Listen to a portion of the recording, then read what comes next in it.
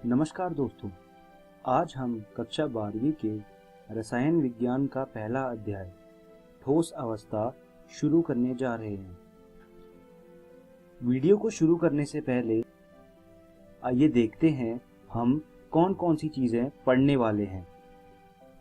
इस वीडियो में हम सबसे पहले ठोस अवस्था का परिचय पढ़ेंगे। उसके बाद हम ठोस पदार्थों का वर्गीकरण पढ़ेंगे और आखिरी में हम क्रिस्टल जालक और एकक कोष्ठिका के बारे में पढ़ेंगे। तो आइए शुरू करते हैं इस वीडियो को ठोस अवस्था के परिचय से। अभी जो आपके सामने चित्र आया है, ये एक पत्थर का चित्र है। आपने असल जिंदगी में पत्थर तो देखा ही होगा। पत्थर ठोस अवस्था के पदार्थों का एक उदाहरण है, लेकिन अगर रसायन विज्ञान के नज़रिए से देखा जाए तो ठोस अवस्था के पदार्थों का जो चित्र होता है वो कुछ ऐसा होता है। आप देख सकते हैं दोनों चित्रों में बहुत ही ज़्यादा अंतर हैं। बाएं साइड में जो आपके चित्र है वो ठोस अवस्था के पदार्थों का असल जिंदगी में एक उदाहरण है, लेकिन आपके जो दाएं साइड चित्र है वो ठोस अवस्था के पदार्थों के अंदर जो परमाणुओं की व्यवस्था होती है उसे दर्शाता है। तो आइए शुरू करते हैं ठोस के गुण। ठोस का जो पहला गुण होता है वो ये है कि ठोस निश्चित द्रव्यमान के होते हैं। इसका मतलब ये हुआ कि ठोस का जो द्रव्यमान होता है वो समय के साथ नहीं बदलता, लेकिन अगर हम बाहर से कोई बल लगाएं या फिर ताकत लगा के उसके द्रव्यमान को बदलने की कोशिश करें तो ये हो सकता है। इसके साथ ठोस का जो आयतन होता है वो भी निश्चित होता है एवं ठोस का आकार भी निश्चित होता है। ठोस का आकार निश्चित होता है, इसका मतलब ये हुआ कि ठोस का आकार समय के साथ नहीं बदलता, लेकिन एक संभावना है कि अगर हम बाहर से एक ताकत लगाएं या बल लगा के उसका आकार बदलने की कोशिश करें तो ऐसा हो सकता है। ठोस का दूसरा गुण ये है कि ठोस में अंतराण्विक दूरियां जो होती हैं वो लघु होती हैं। अंतराण्विक दूरियां क्या होती हैं? कोई भी एक ठोस अणुओं से बना होता है। दो अणु के बीच में जो दूरी होती है उसे अंतराण्विक दूरी कहते हैं। ठोसों में जो अंतराण्विक दूरियां होती हैं वो लघु होती हैं। तीसरा जो गुण है वो ये है कि ठोसों में अंतराण्विक बल होते हैं जो वो प्रबल होते हैं। मतलब जो ठोसों के दो अणुओं के बीच में बल लगता है वो बहुत ही प्रबल होता है, या अगर अंग्रेजी में कहें तो वो बल स्ट्रांग होता है, मजबूत होता है।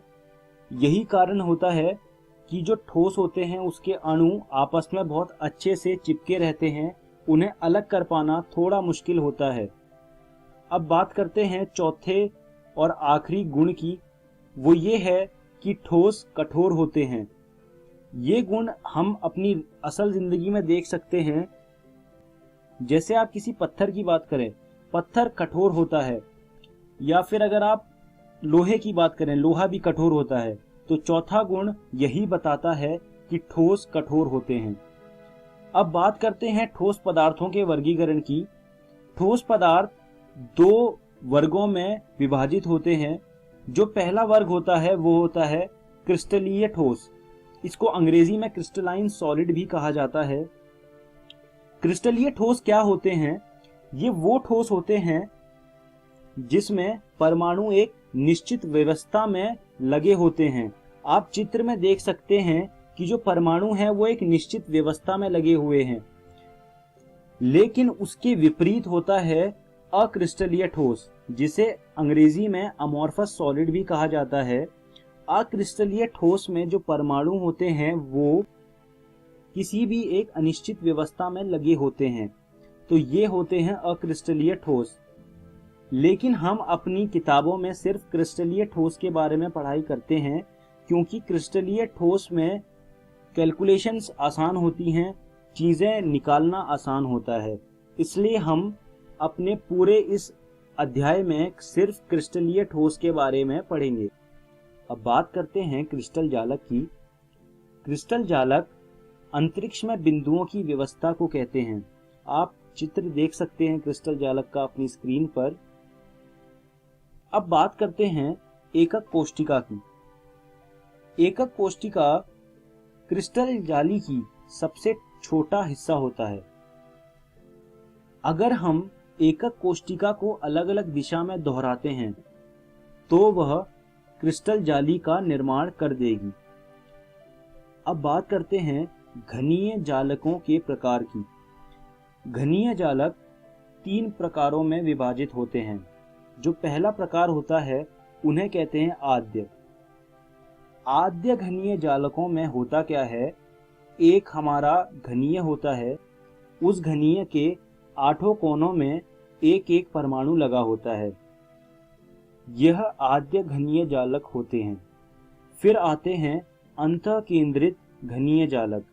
अंतः केंद्रित घनीय जालकों में होता क्या है, घनीय के 8 कोने होते हैं, 8 कोनों में एक एक परमाणु लगा होता है और घनीय के बीचों बीच एक परमाणु मौजूद होता है। इसे कहते हैं अंतः केंद्रित घनीय जालक।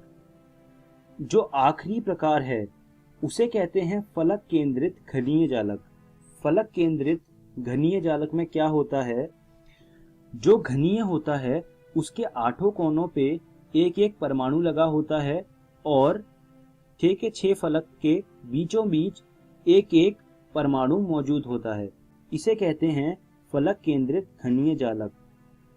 अब हम वीडियो के अंत में आ गए हैं, तो आइए देखते हैं कि आज की इस वीडियो में हमने क्या सीखा। सबसे पहले हमने ठोस के परिचय के बारे में पढ़ा।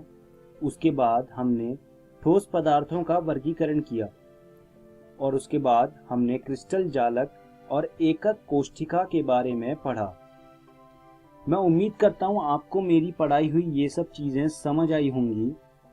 अब मैं आपको एक सुझाव दूंगा कि अगली कक्षा में आने से पहले आप ये सब चीज़ें रसायन विज्ञान की एनसीईआरटी भाग 1 से पढ़ के आइएगा। अगली वीडियो में हम लोग एकक कोष्ठिका में अवयवी कणों की संख्या के बारे में पढ़ेंगे और उसके बाद हम रिक्ति क्या होती है उसके बारे में पढ़ेंगे। धन्यवाद दोस्तों।